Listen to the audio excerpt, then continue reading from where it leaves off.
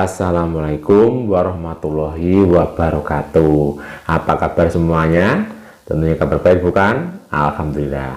Kita ikuti pembelajaran kali ini ya. Tapi jangan lupa sebelum dimulai untuk berdoa terlebih dahulu. Baiklah, kita mulai saja untuk pembelajaran daring kelas 5 mata pelajaran SPDP.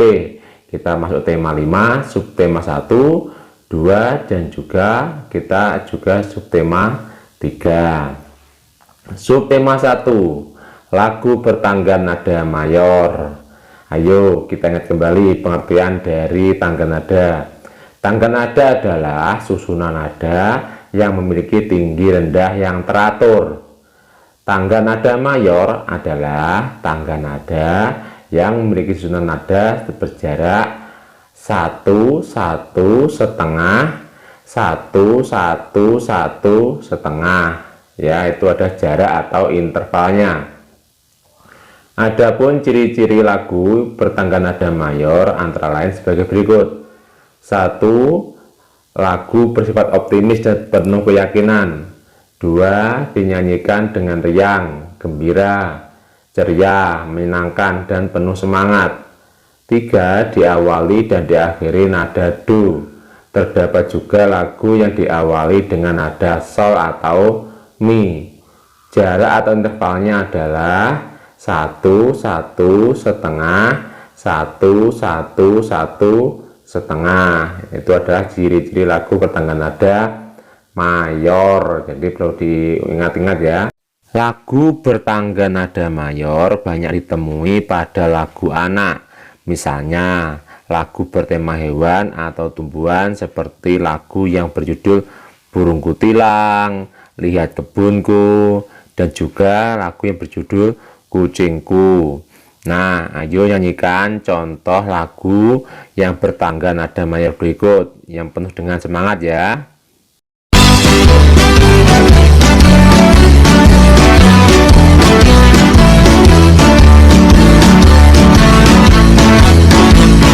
Maju tak gentar, membela yang benar.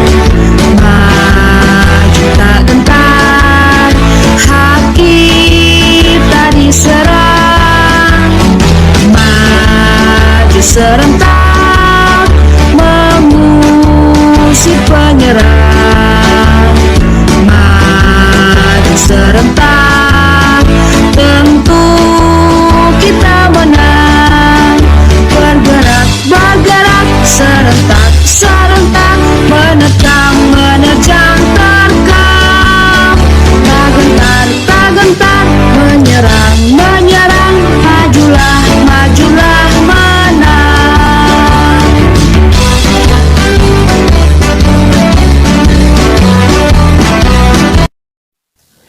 Lagu bertangga nada minor. Adapun ciri-ciri lagu bertangga nada minor antara lain sebagai berikut. Lagunya bersifat sendu, sedih, dan juga khidmat. Jarak atau interval nadanya yaitu 1, setengah, 1, 1, 1, setengah, 1. Urutan nadanya dimulai dengan nada A sama dengan La, dan diakhiri dengan nada A atau E sama dengan Mi ya. Jadi balikan dari mayor yang ceria, nada minor itu sedih dan juga sendu. Nah, coba nyanyikan contoh lagu yang bertangga nada mayor minor berikut ya, dengan pelan-pelan. Dengan seluruh angkasa raya memuji pahlawan negara dan gugur remaja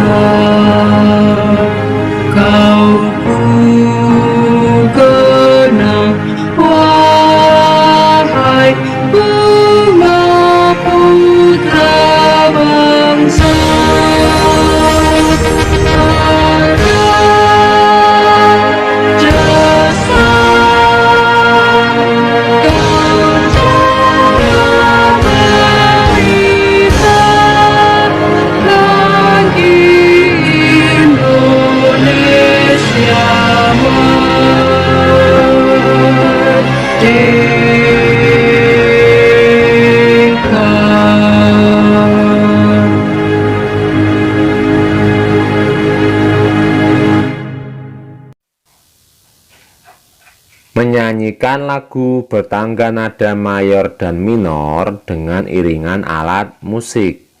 Lagu dapat dinyanyikan dengan iringan alat musik ritmis atau melodis. Apa itu alat musik ritmis? Yaitu alat musik yang tidak memiliki nada. Alat musik ritmis dimainkan dengan perhatikan ketukan lagu, ya. Itu ritmis, itu tidak punya nada, itu tidak punya do, re, mi, fa, sol, si, do, itu ritmis. Contoh alat musik ritmis yaitu ada gendang, triangle, marakas, dan juga tamborin. Adapun alat musik melodis itu alat musik yang dapat melantunkan melodi sebuah lagu. Contohnya ada seruling, pianika, gitar, biola, dan juga piano. Jadi kalau melodis itu punya nada do, re, mi, fa, sol, la, si, do, ya. Gitar itu termasuk juga. Kalau ritmis tidak punya nada.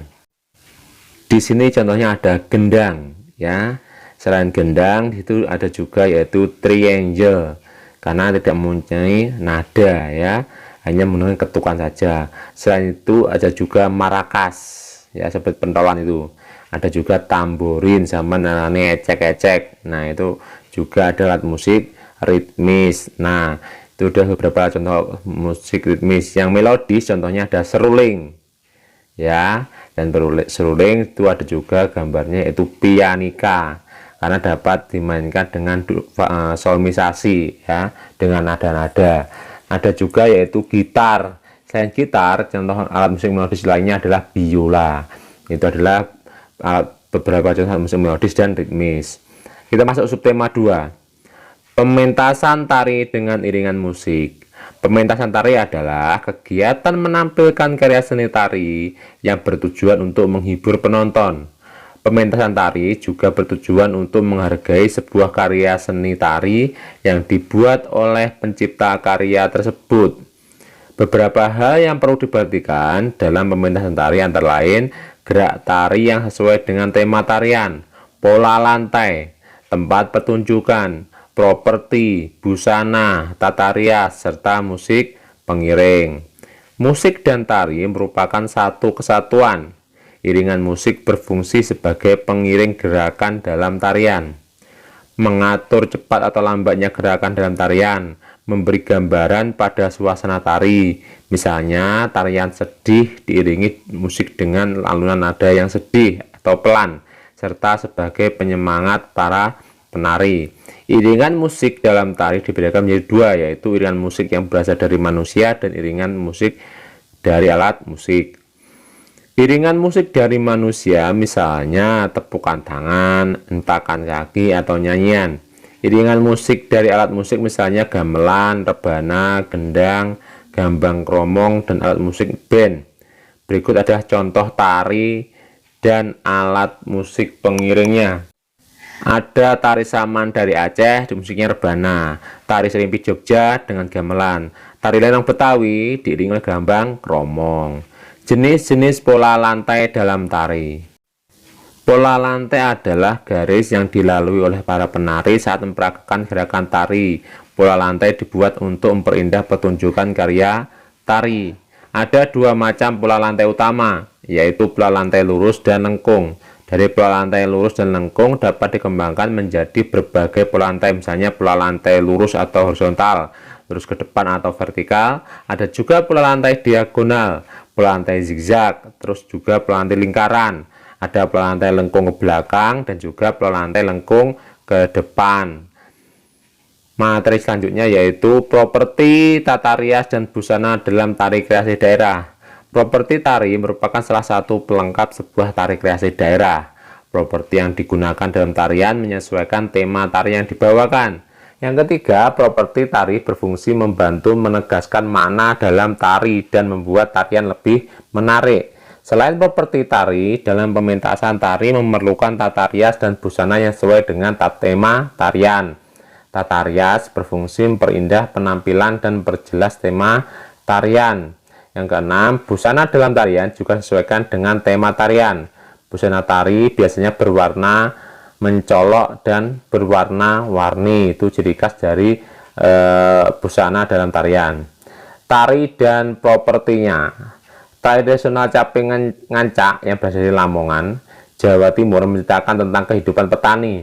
Tari ini menggambarkan para petani yang sedang bekerja mulai dari menanam, merawat, hingga memanen padi.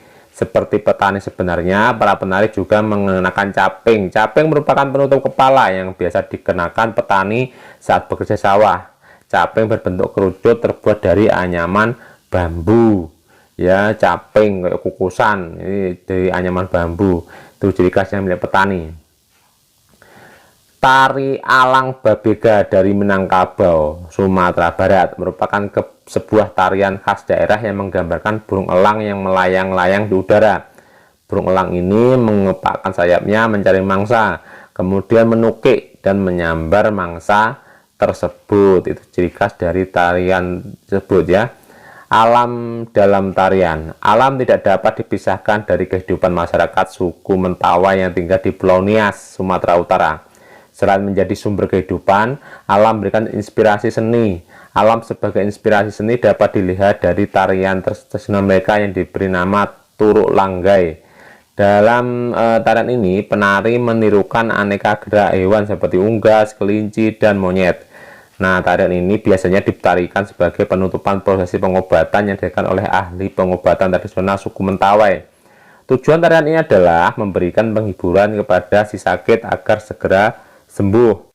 Tarian ini ditarikan atau dipentaskan oleh beberapa sikirei, seorang ahli pengobatan yang memimpin upacara ini. Sikirei itu mengenakan hiasan kepala berupa manik-manik dan beluang unggas dan memegang dedaunan. Beberapa dedaunan itu diselipkan di bagian belakang tubuhnya menyerupai ekor. Dengan diiringi tudukat, gendang tradisional sikirei lalu berjingkat-jingkat sambil membungkukkan badan.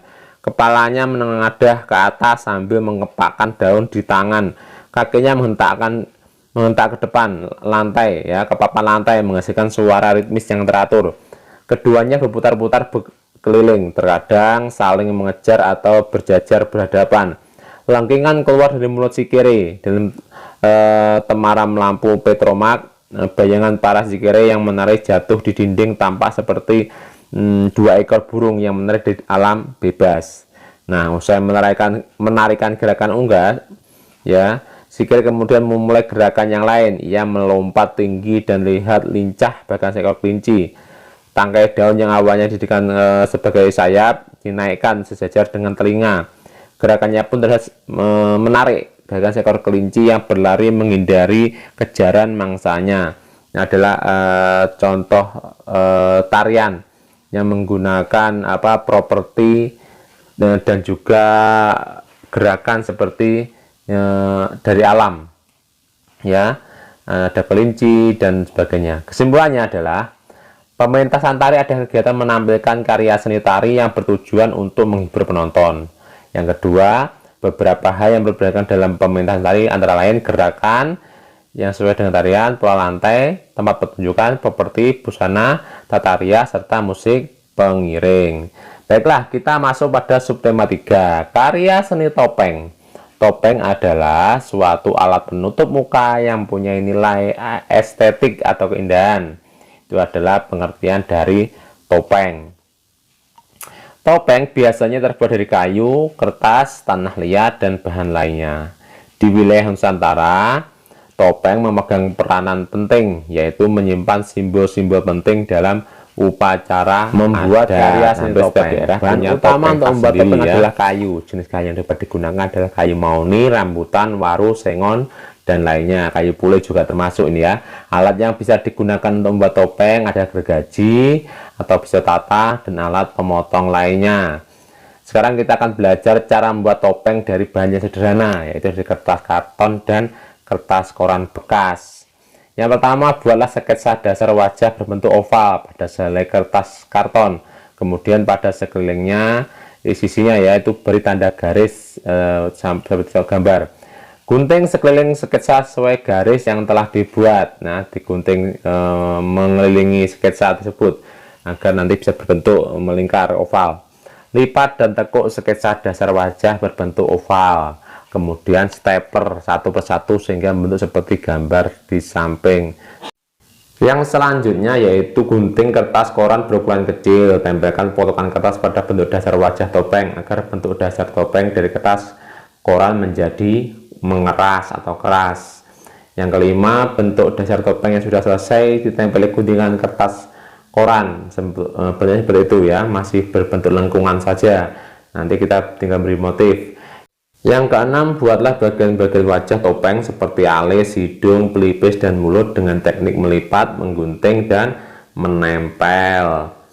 Nah, selanjutnya setelah bagian-bagian wajah selesai ditempel pada bentuk dasar topeng, tempelkan kembali guntingan kertas koran ke seluruh bagian wajah topeng sehingga topeng menjadi lebih keras. 8. Selanjutnya wajah topeng diberi warna sesuka hati kita. Gunakan cat air, cat poster atau cat kayu. Nah, selesailah topeng ciptaan kita. Demikian pembelajaran kali ini. Semoga dapat bermanfaat bagi kita semua. Ingat, tetap semangat belajar, senantiasa berdoa, jangan lupa untuk olahraga ya, dan juga selalu patuhi nasihat kedua orang tua. Sekian, terima kasih. Wassalamualaikum warahmatullahi wabarakatuh.